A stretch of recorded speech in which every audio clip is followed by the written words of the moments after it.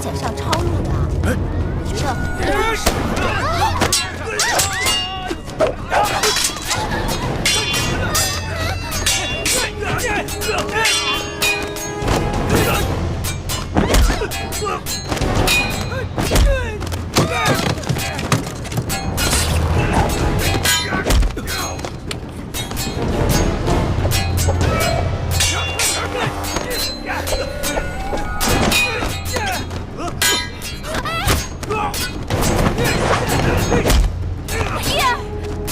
别怕，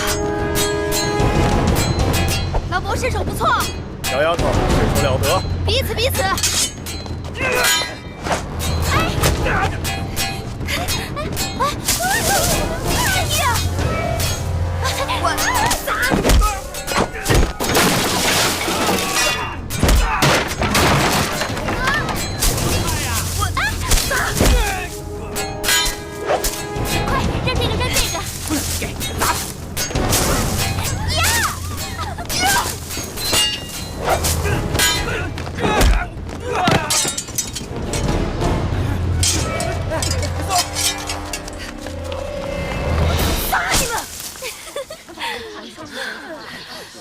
谢老伯施之援手，老伯是……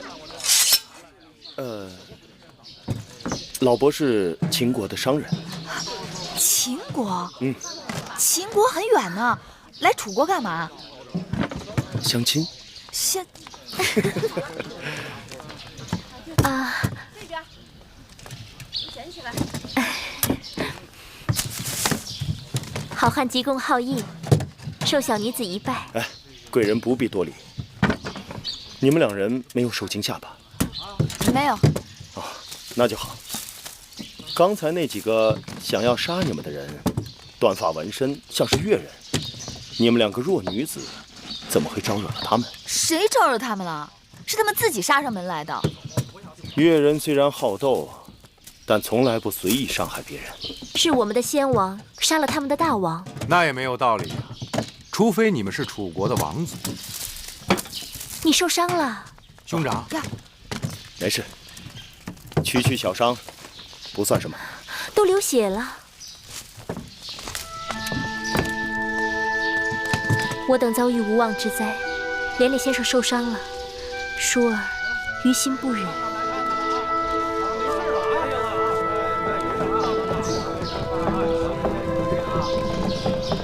在下谢过贵人。不必多礼。何人在此自动？姐姐坏了，咱们若不马上赶回脂房，只怕就要被宫里的人发现了。多谢老伯，告辞了。走。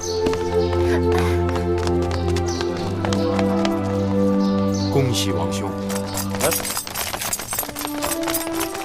刚才被越人咬了一口，喜从何来？王兄没听见那女子自称舒儿，旁边那女子还说到宫里。看来越人追杀他们是有道理的。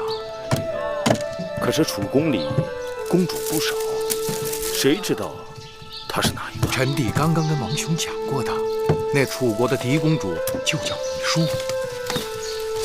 看来王兄中头彩了。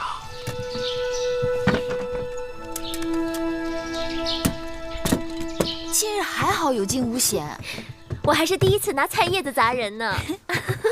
公主当时若是有半点差池，绿萝可就活不成了。都说了有惊无险了，不必大惊小怪的。这事要是让魏后知道了，绿萝还是活不成。哎呦，放心，此事只有你我月儿知道，你就好好的活着吧。绿萝都快被吓死了，公主却满脸喜气，好像捡了宝贝。你可知何为福兮祸兮？好啦，去给我们烹茶吧。是。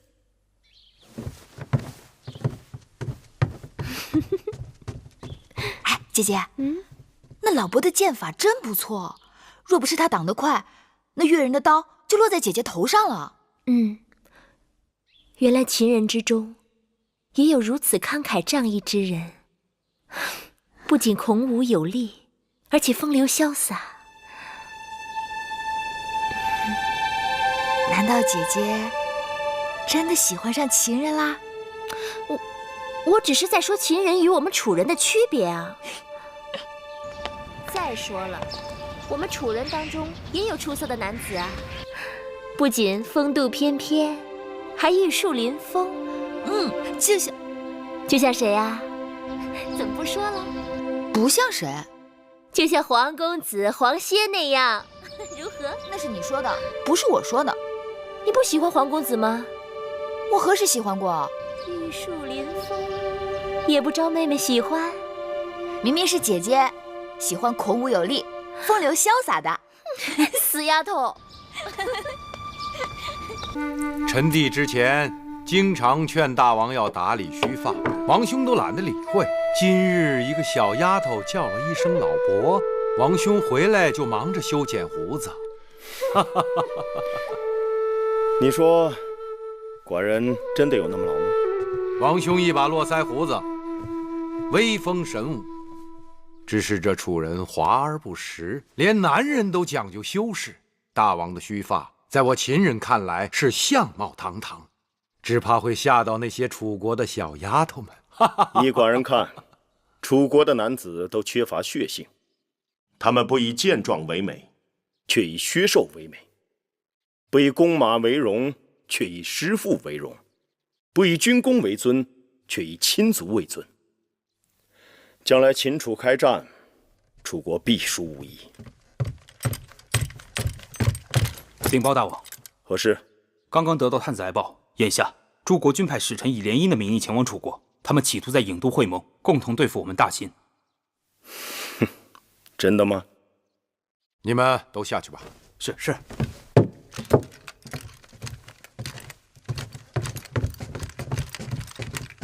大王，来者不善，需多加提防才是。没什么可慌张的，既来之则安之。寡人还要多住几日，想办法多得到一些楚国的文化典籍、刺绣、养蚕等书。除此之外，还要招揽楚国的英雄贤士，娶到楚国的嫡公主。寡人要布一盘好棋，一步一步的走。这先走哪一个棋子呢？你打算修一下胡子吗？我，臣弟敬谢不敏。都说楚月来自楚山楚水，果然天籁之音。一方山水养一方人，难怪楚女娇美多情。妹妹，那个秦王怎么那么面熟啊？哪里是面熟？他明明就是那个搭救你我的秦国生意人。为了楚秦联姻，秦王千里迢迢来我郢都，足以表明诚意。只是这婚姻全凭缘分，不知舍妹与秦王是否有缘呢？久闻楚国嫡公主兰心蕙质，花容月貌，嬴驷倾慕已久。今日舍妹恰巧在宫中，秦王若不嫌弃，寡人把她唤来一见可好？嬴驷三生有幸，愿一睹嫡公主风采。请淑公主来。是。楚王，请。秦王，请。他说他是来相亲的，原来是来相你的。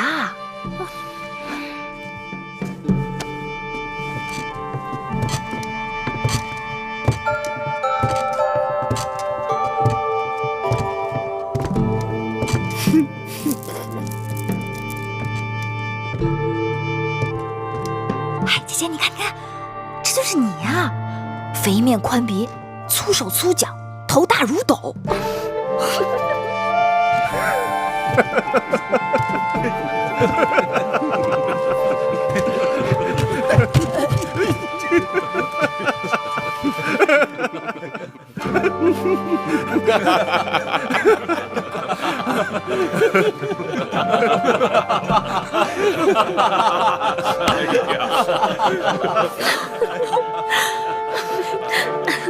你看，他胖的都没下巴了。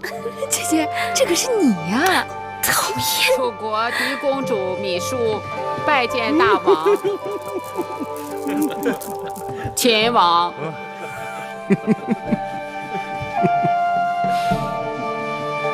今日迎祀大开眼界，令妹果然天赋迥异，四德绝佳。亲王口中的四德，可是周礼所言的妇德、妇言、妇容、妇功。舍妹淑儿自幼在宫中悉心教养，四德自然是不会差的。此四德非彼四德也。令妹是饱德、饿德、热德、冷德。秦王此话怎讲？令妹体魄健壮，耐得饥饱寒暑，粗音大嗓，说明内气充沛。再看双手，寻常宫中女子都是纤纤素手、青葱玉腕，令妹之手却粗壮、红润、有力。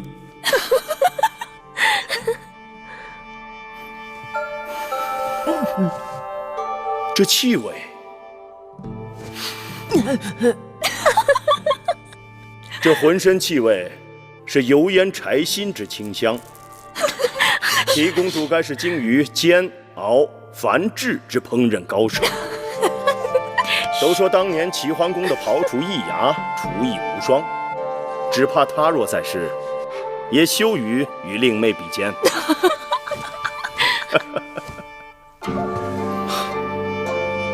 秦王真是说笑了，淑儿先下去吧。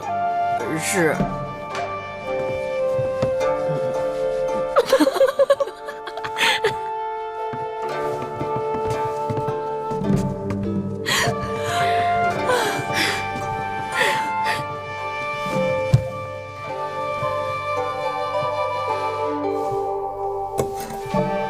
秦王目光犀利，识人有术，寡人佩服。本王与楚王之嫡妹果然有缘，望楚王能成人之美。秦王，你当真要娶那个她吗？既然她就是楚王的嫡妹芈姝，本王别无他求。这大殿之上，君子一言，可不能反悔啊！那是自然。本王要娶的就是楚国嫡公主芈姝。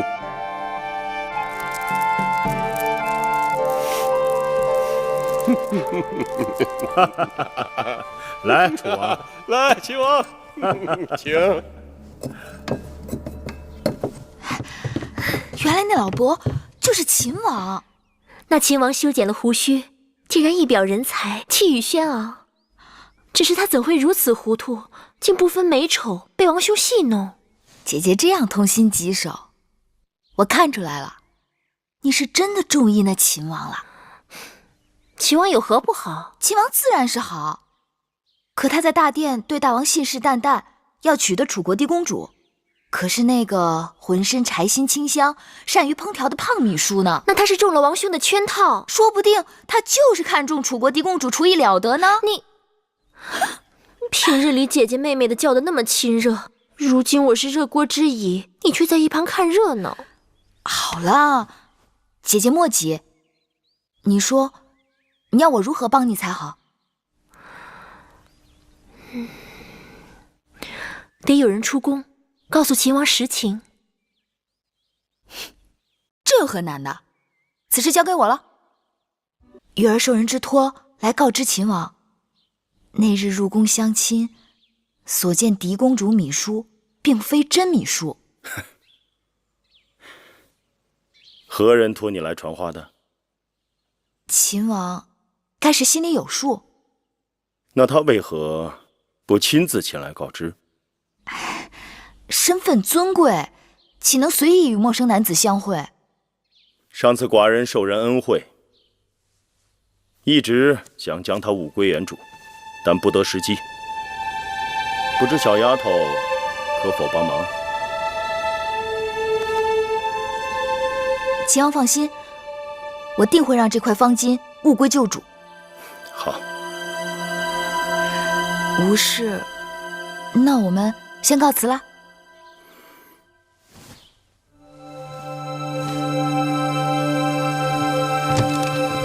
好妹妹，姐姐有一事相求。你说，既然秦王对我有情，那我也应该让他知晓舒儿的心意。姐姐是要私传信物给他？小声点儿。照理说，妹妹还未痊愈，不该劳累妹妹的。我不累，不就是替姐姐出宫一趟，去见那个秦国老伯吗？你老伯老伯的叫，好像他真的很老似的。不老不老，他不老，他与姐姐郎才女貌，天造地设。好啦，妹妹答应你就是了。好妹妹，这件事情干系重大，我该如何谢你才好啊？你我之间若用得着谢字，那便生分了。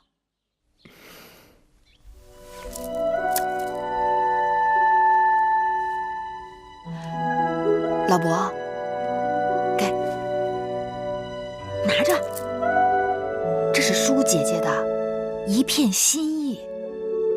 老伯，你真的觉得我很老吗？你虽不老，但年纪也不小了呀，还不赶紧窈窕淑女，钟鼓乐之，将舒姐姐迎娶到秦国？晚一步，可是有人要抢的。这我知道。小丫头，回去告诉你们舒公主，本王定不会负舒公主一片真心。赵侯雍派来的求婚使者就住在这个驿站，朝廷内外不少人都主张要将舒姐姐嫁给赵侯雍。老伯，快动作，也好叫舒姐姐定心呐！啊！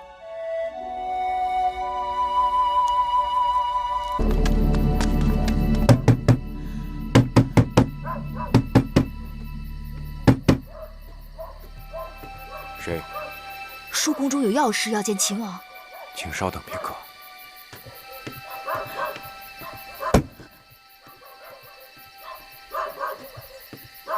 等一等，公主请进，王兄已在等候了。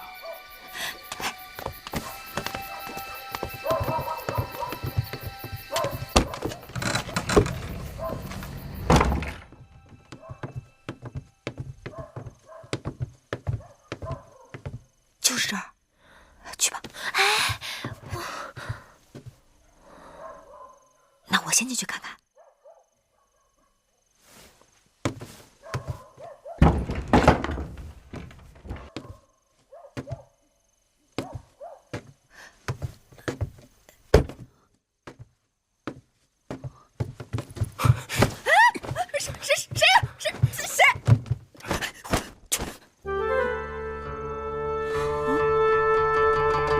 老伯，不是说是舒公主吗？小丫头，别生气，本王把你当成舒公主了，鲁莽造次了。老伯不是鲁莽，是目力太差。姐姐来了，在门外呢。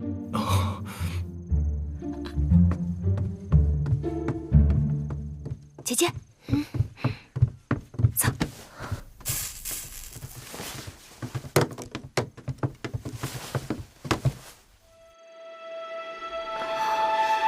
我在门外等你啊。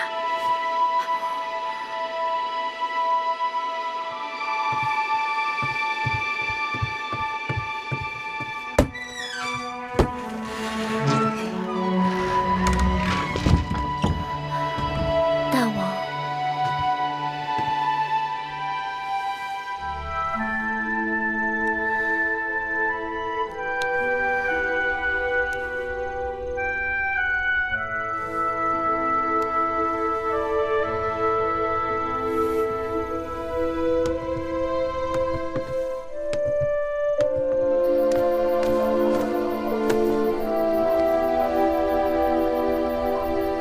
昨晚上我就一直守着那扇门，等啊等啊，一眨眼天就亮了。舒儿也是觉得奇怪，怎么一眨眼就凉了。姐姐究竟与秦王说了些什么？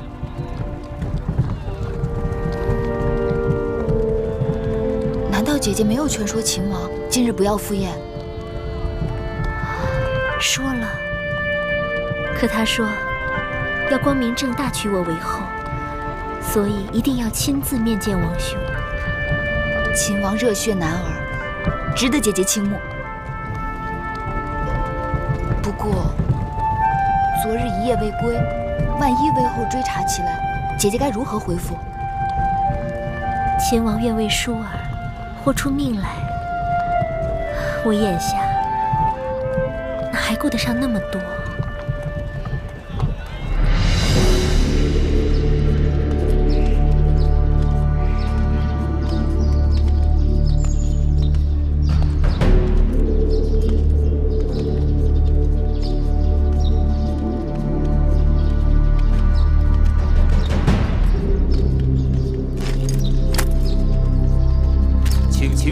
托吕解见。剑为男人之胆，身为秦王，剑不可离身。无妨。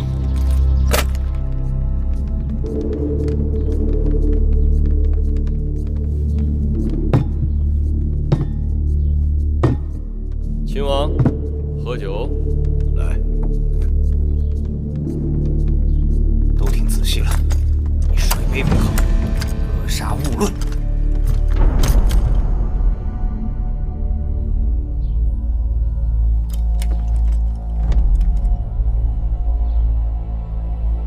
本王上次进咸阳，就听说了一件事。何事？听说楚王常年患有隐病，因难于向世人启齿，无法根治，使楚王心中一块痛楚。秦王，你什么意思？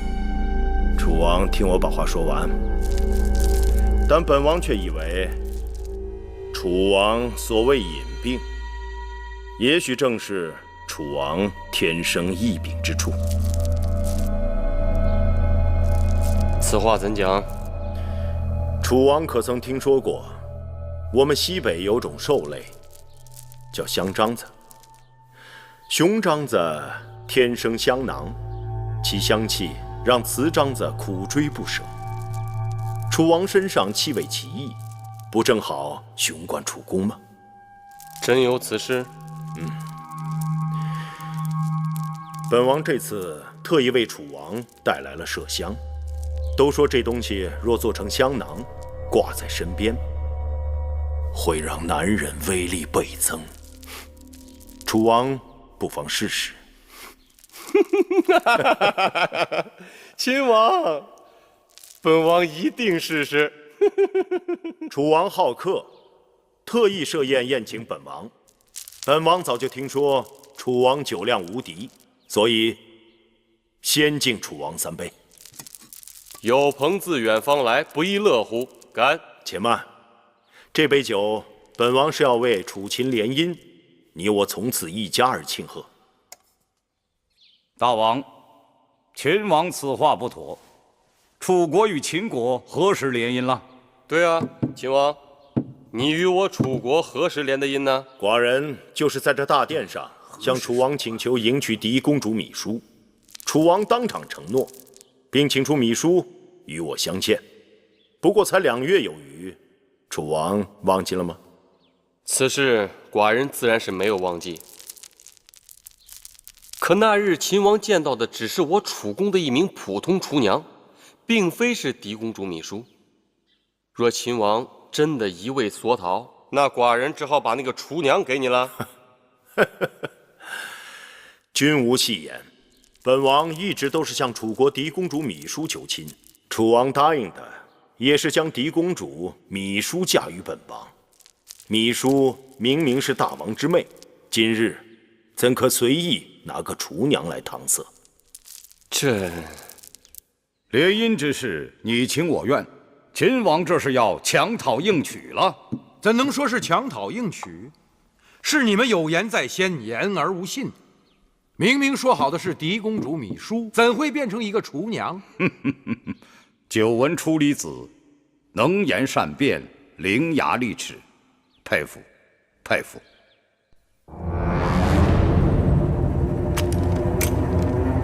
我们喝了这杯酒，如何？来来来，喝酒喝酒。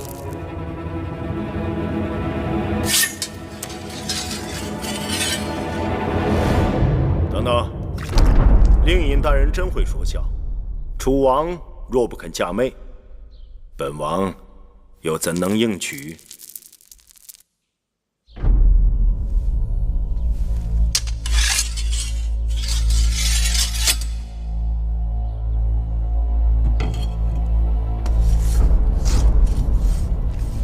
楚王，这把刀太钝了，看来要用上本王的这把匕首。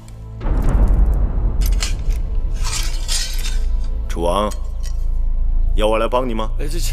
秦王不必客气。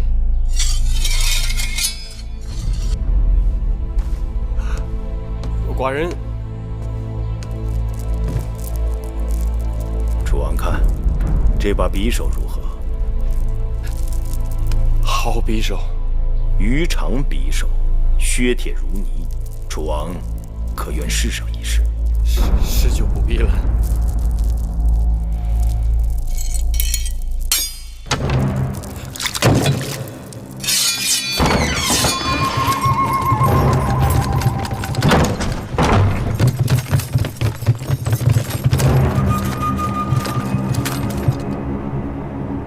楚王，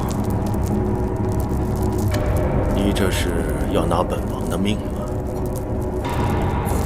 寡人的本意是，楚王为了悔婚而杀秦国之君，楚国即成为秦国勇士之仇人。杀人一时，结仇百世，楚王以为值得吗？楚王言而无信，翻脸杀人，为世人不耻。来日，楚王又如何面对诸国国君？秦王，这是个误会，误会。本王知道这定是误会。若不是误会，刀剑无眼，只怕本王性命还在，楚王的性命却没了。赵阳，秦王，这里是郢都楚宫，不是你咸阳大殿，不得无礼。明明是你等埋伏了刀斧手，剑拔弩张，无礼在先。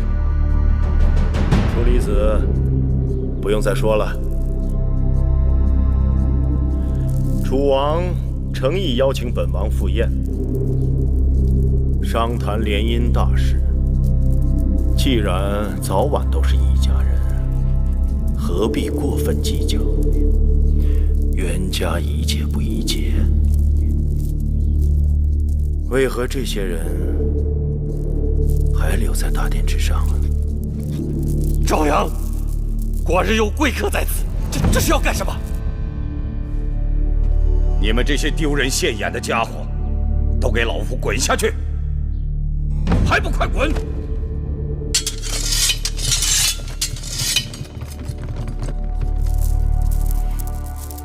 好了，来来，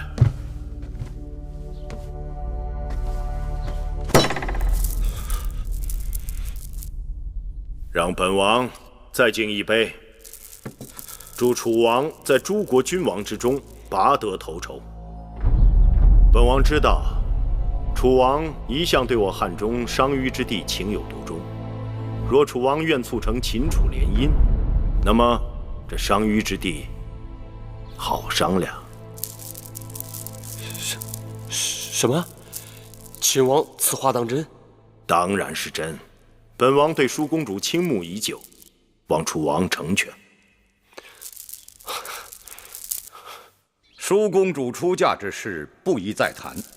眼下楚国正准备与吴国结盟，大王前不久刚应允了赵侯雍的求亲，楚国只有一个嫡公主，总不好一人许配给两国。是啊，秦王，此事寡人的确是为难。大王，晋上晋大夫有要事要禀报大王，让他在大殿外等着。晋大夫说是要事，等不得。什么事儿如此慌张？让他进来。是。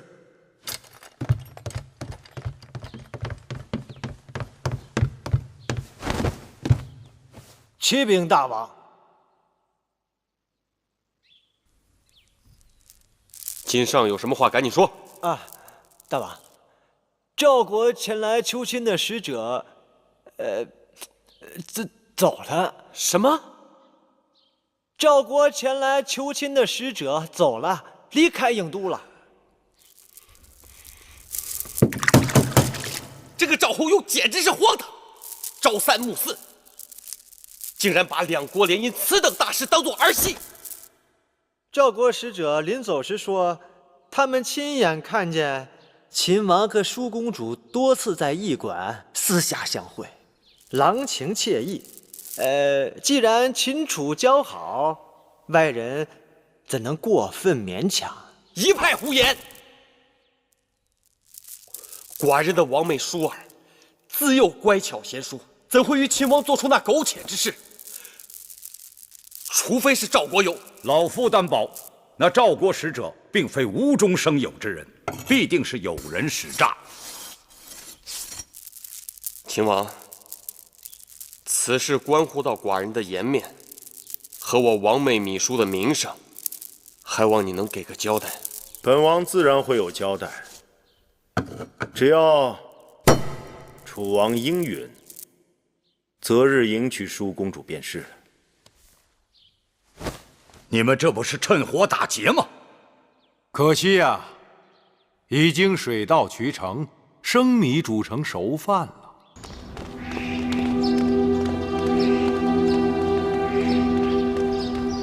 两位公主，请留步。谁敢阻拦狄公主，小心你们的脑袋！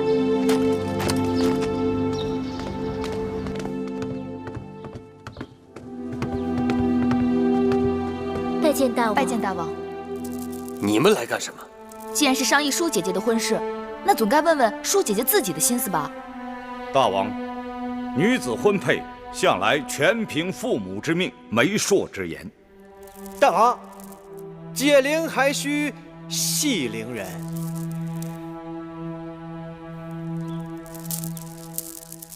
好，淑妹啊，寡人今日就当面问你一声：秦王嬴驷三番两次来我楚国求亲，声言非你不娶。可这秦国千里迢迢，道阻且长，王兄认为你一定不会愿意嫁到那荒僻之地的，所以正打算替你做主。大王恕罪，此事还是由舒儿自己做主吧。你说什么？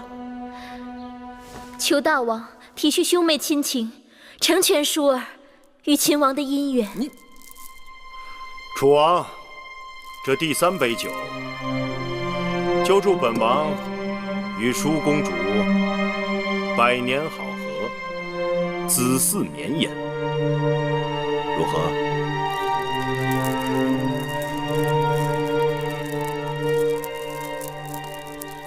母后息怒，舒妹妹也算是个性情中人，竟然不顾母后的颜面，只身闯入大殿，当众承认与秦王的私情，让大王好生难堪。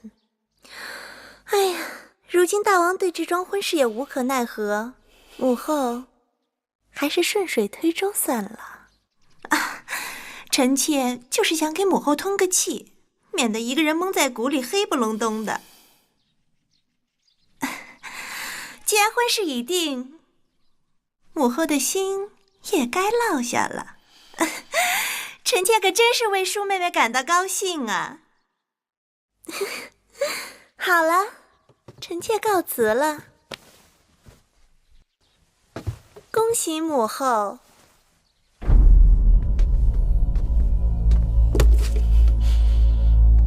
气死我了！真是气死我了！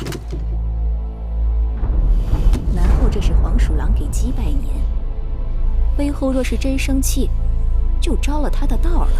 但舒儿怎会自降身份，自甘堕落？那秦王有什么好？哪点比得上赵侯雍？真是喝了迷魂汤了。舒公主也许是受了别人的挑唆，那月华台里不是还住着个芈月吗？可不是，我真是糊涂，竟然让舒儿和那个贱丫头在我的眼界之外恣意妄为。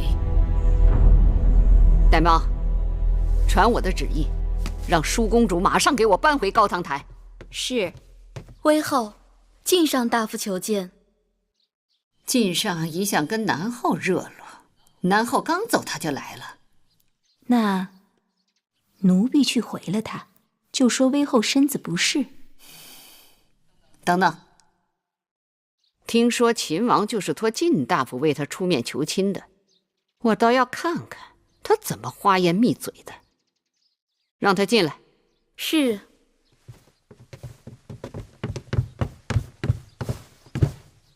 拜见威后。免礼。谢威后。听说晋大夫近日为楚秦联姻之事忙碌得很，今日怎会到我这里来？微臣是给威后道喜来了。喜从何来？秦王久慕舒公主贤德美貌，愿以倾国之力来迎娶。舒公主乃威后掌上明珠，秦楚联姻岂不是喜事一桩吗？我看中的贤婿不是秦王，晋大夫道喜走错门了。赵侯雍虽好，但与秦王相比，却有缺失。此话怎讲？赵侯雍来楚国提亲，是为了合纵；大王曾允诺婚事，也是为了与五国联盟。臣以为，五国联盟貌似强大，实则人心不齐，不堪一击。楚国若与其联盟，必然浪费人力物力，不如结交强援，共谋他国。结盟由大王定夺，我只在意舒公主的婚事。这婚事和结盟之事同理。五国联盟尽其力，只相当于一个楚国；然而，五国人心涣散，只可当半个楚国。秦国国力雄厚，与楚国不相上下。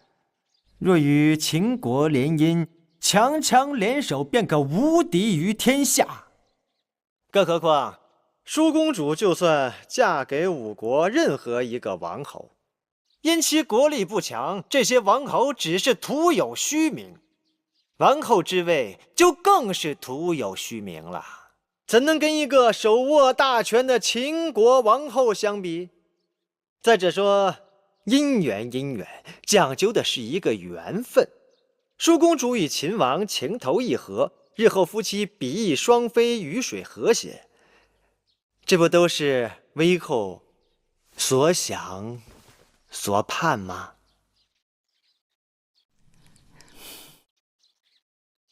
你虽把那秦王说的百般之好，可那秦国荒蛮，秦人粗鲁，舒公主要是嫁过去，怕是要吃苦头的。好与不好，要问舒公主的心意。耳听为虚，眼见为实。为后何不找个机会亲眼见一见秦王？到时便知微臣所言句句是真。我就信你一回。5日后是郢都祭祀少司命大典，舒公主会献舞少司命，到时我和大王都会去。我会让大王宴请秦王，秦王的人品和谈吐如何，我一望便知。大王已经应允了姐姐的婚事，妹妹为姐姐高兴。舒儿远嫁，最割舍不下的就是妹妹。无论姐姐在哪儿，妹妹的心都与姐姐在一起。按照祖制，我出嫁时是要有姐妹宗族作为陪嫁，和我一同去的。姐姐，你想让我做你的应试，跟你一同去秦国。你一定不愿意，对吧？对，我不去。也确实委屈了你。哪个女人不想嫁给自己心仪的男人，不想成为正室？我娘亲就是应妾。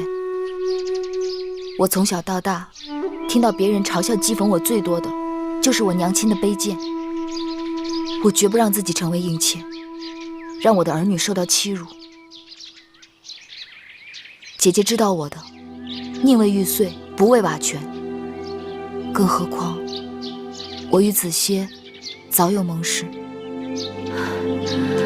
可是母后对你一直耿耿于怀，上次月华台下毒之事也草草了结，并未追查真凶。我担心你留下来，害你的人是不会罢休的。此事我也惶惑。惶惑何人害你？惶惑他为何一定要害我？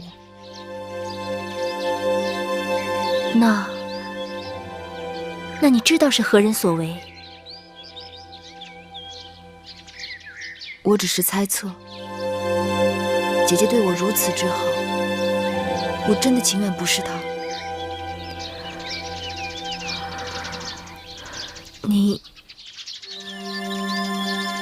你确定？十有八九。其实根本用不着她动手，她仅仅示意就够了。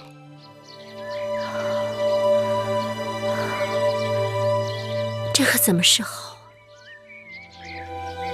姐姐可知，芈月的娘亲和抚养芈月的举姬，曾与威后结下嫌隙，对此姐姐也应当有所耳闻。可这是上辈人的恩怨，与你有何干系？上辈人，你恨他，恨我娘亲。说恨，伤你的心；说不恨，伤我的心。可她毕竟是我的亲生母亲，是你的母后。看在我们姐妹情分上，原谅她吧。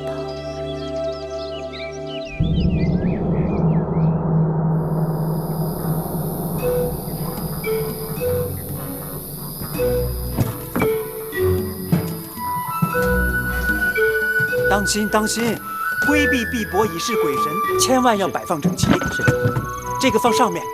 啊，那这件呢？这个放正面。是。供奉的六兽和酒水都摆放在那边。祭司少司命，国之大事，天神在上，非凡柴不足以达之。哎，一定要让人细心照看这燔祭时的烟气啊！来来来，动动，快一点！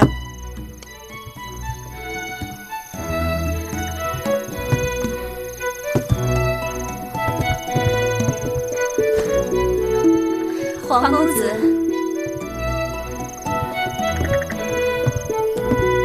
皇公子，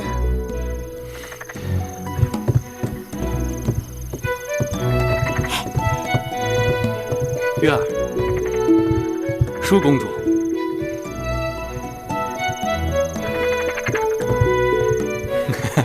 嘿嘿，傻笑什么呀你？月儿今日格外好看。步裙金钗，寻常打扮，有什么好看的？一会儿舒姐姐换上祭舞礼服，那才叫一个好看呢。妹妹步裙金钗，在皇公子眼中都有这般姿色。你若能穿上祭舞礼服，那不美若天仙了。姐姐，何时你也学得如此油嘴滑舌？姐姐的话是认真的。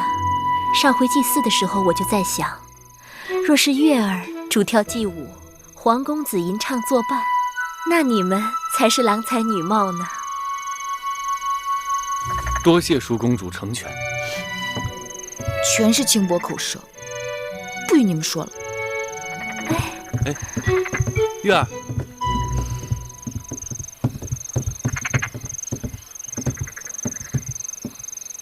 其实他心里是有你的。皇歇只是想讨个今日的彩头，祭舞之后，恳求大王把玉儿许配给我，望少司命庇佑，天遂人愿。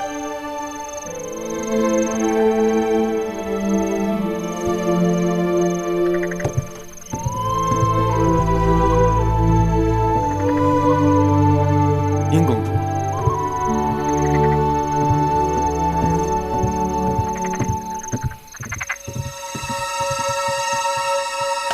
殷公主，这壶中便是公主要的北域雪梨酒。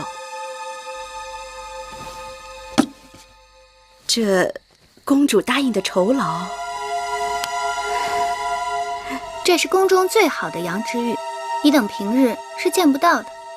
公主也别小看了奴婢，这酒也是稀罕物，性寒烈，夏日里少饮可解暑，多饮却会腹痛，千万不可贪杯啊！好了好了，本公主知道了。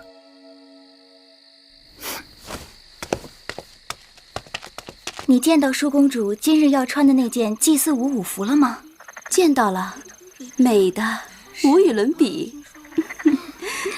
姐姐，刚才你与子歇说了些什么？不告诉你。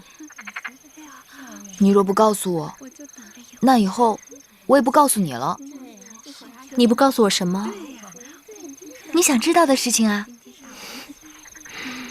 你不告诉我算了。天好热呀，珍珠，去给我和月儿倒些凉茶来。是。舒妹妹，可是口渴啊？我这里有一壶玉露琼浆，据说饮用后可让人冰肌玉骨，有脱神成仙之态。既然妹妹将在祭祀大典上主跳少司命祭舞，何不多饮2杯，也可助兴。姐姐，平日里你就不胜酒力，这酒还是不喝的好，免得误事。既然姐姐有这等好东西，妹妹怎能不喝呢？给我尝尝。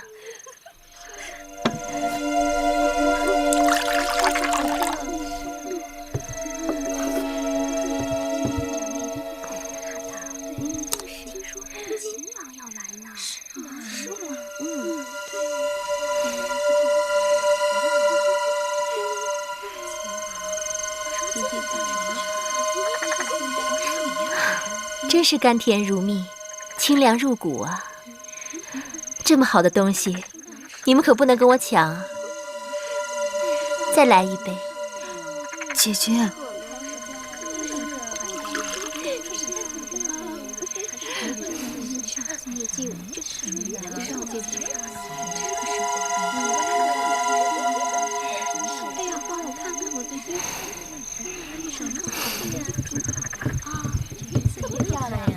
少司命祭舞马上就要开始了，你等还不快去更衣？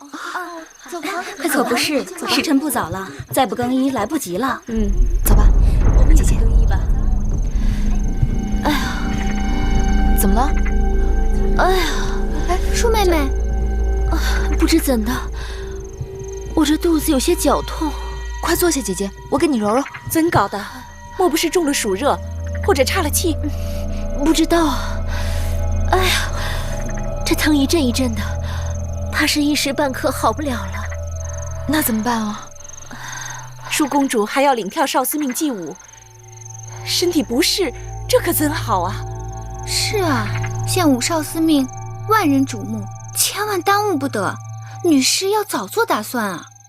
若是舒公主不能领跳，那只好临时更替啊。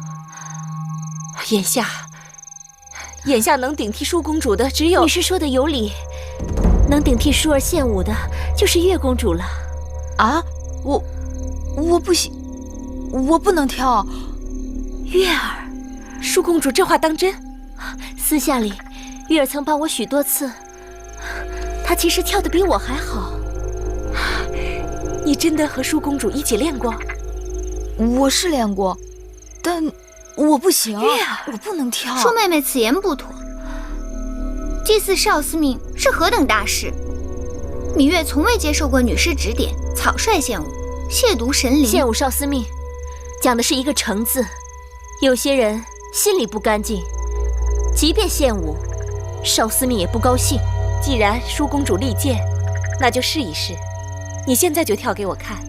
你若真的能跳，那就是少司命选中了你，你命里该有的逃不掉。今日由少司命判定的事最妥不过。女师，芈月向来忤逆，微后若知晓此事，定不会答应。这女师已经说了，此事由少司命判定。即便日后母后怪罪下来，舒儿自会分辨，女师不必多虑。月儿，月儿，皇爷在等你，别辜负了他。大王到！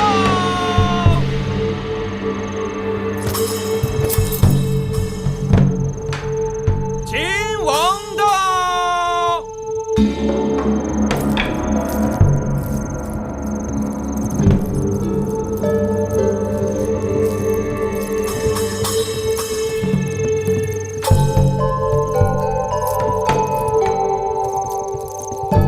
秦王请。楚王请。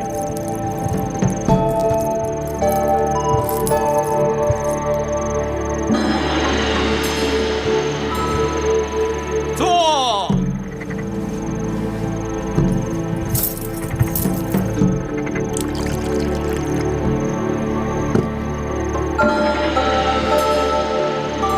秦王请。楚王请。微后请。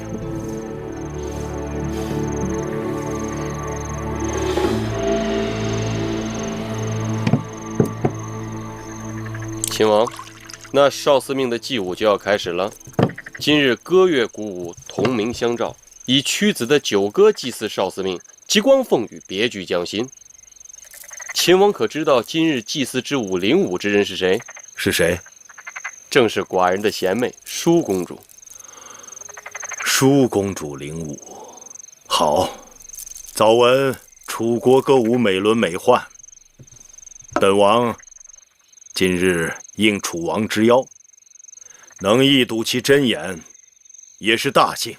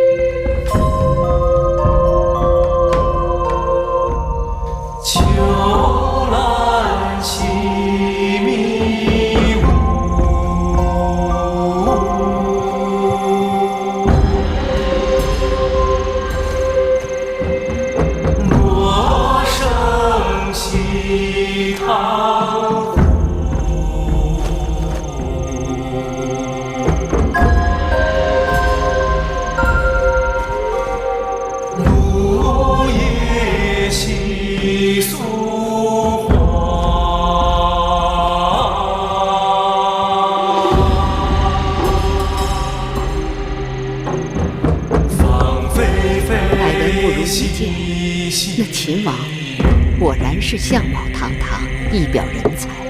微后好眼力，舒公主未来的郎君一定是万里挑一的。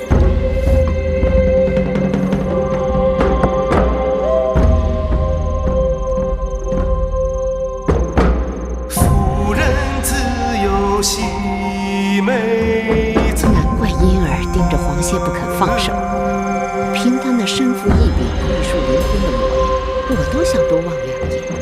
孙何以喜愁苦？像婴儿这样情窦初开的小女子，自然是把持不住。微后说的是，在婢子看来，咱们楚国的少年才俊，一点不比那些诸国的王侯们差呢。难怪世人都说咱们大楚人杰地灵，世间人才大王揽尽。这恰恰显示了我们大楚国的胸怀。先王们征战纳降小国，那些亡国的王子王孙们到了楚国，哪个不是在这里好好享受着荣华富贵？满堂喜美人，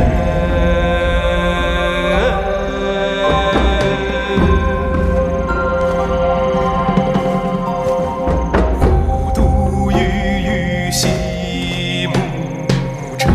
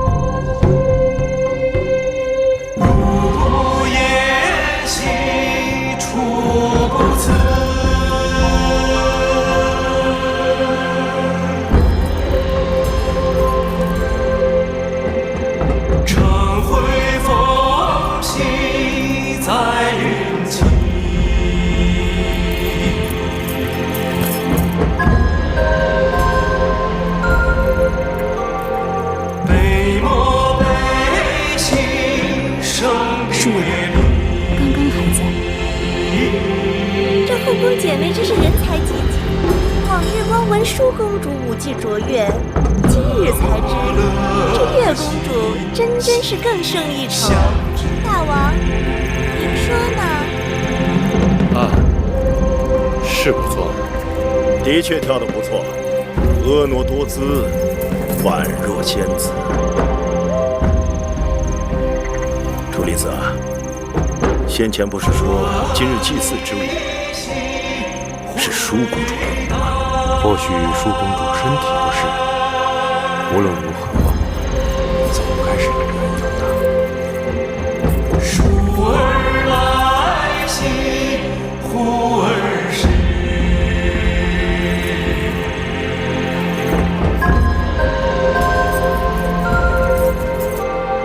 细诉心底讲。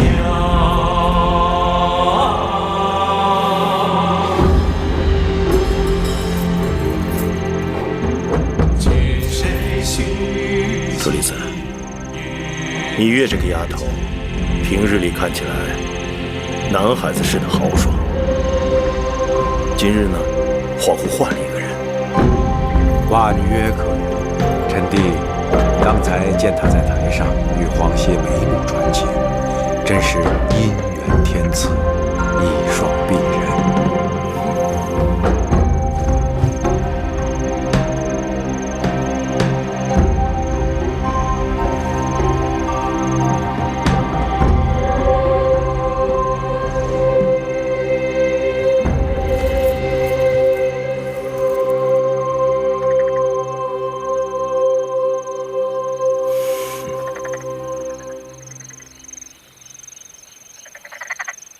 金玉之声，天籁之美，本王今日果然大开眼界。今日是舒公主与秦王的定亲之日，载歌载舞，正应了大吉大利之兆，请。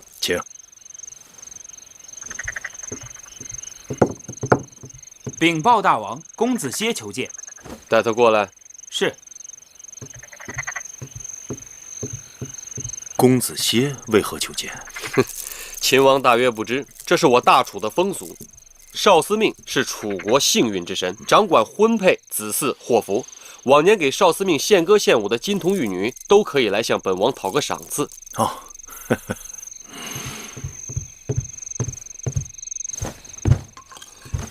皇歇拜见大王。皇歇，今日祭祀大典，你等轻歌妙舞，令少司命欢颜。寡人要好好的赏赐于你。说吧，想要什么？大吉之日，子歇不求荣华富贵，只是心里有一个愿望，不知当说不当说。但说无妨。大王之妹月公主，温婉贤淑，冰清玉洁。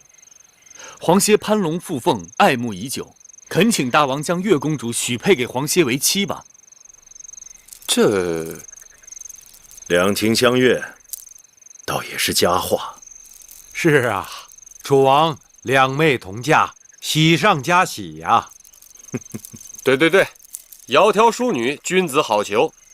这才子配佳人嘛。公子歇，你身为太子伴读，屈子之高徒，该知道这儿女婚姻讲究的是父母之命，媒妁之言。你父母若健在，该由你父母指派媒人上门提亲；父母若不在，该由你们族长出面，这才合礼法。母后之言甚是。皇歇，月公主毕竟是寡人的贤妹，此等大事，寡人要于微后和你皇族族长商榷之后才好决断。皇歇回去即刻请本族族长前来提亲，多谢大王微后成全。